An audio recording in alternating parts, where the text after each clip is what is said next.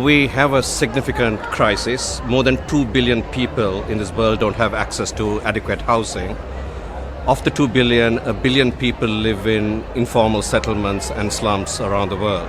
What I also want to say is that those who are adversely impacted by the climate crisis are also adversely impacted by the global housing crisis as well.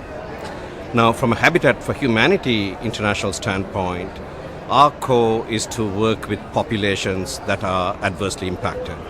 So how do we do this? It's through partnerships. People are at the core of what we do.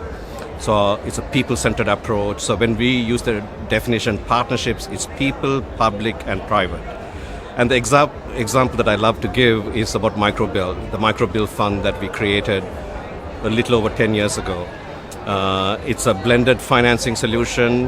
It's a wholesale fund, and we work through intermediaries, primarily microfinance institutions, to put credit or access to credit in the hands of those who need credit the most.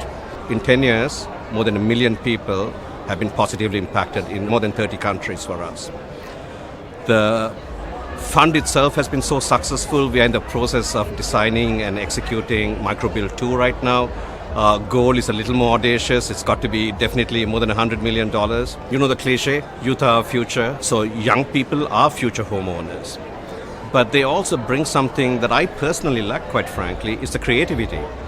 But there's one thing that I need to underscore when it comes to young people, because oftentimes we somehow have a way of, yes, encouraging them, galvanizing them, but we need to own some aspects of it to say is how are we accountable? We're not just putting the onus on the young people, but we are actually encouraging them, enabling them, but also holding a mirror to ourselves and holding ourselves to account.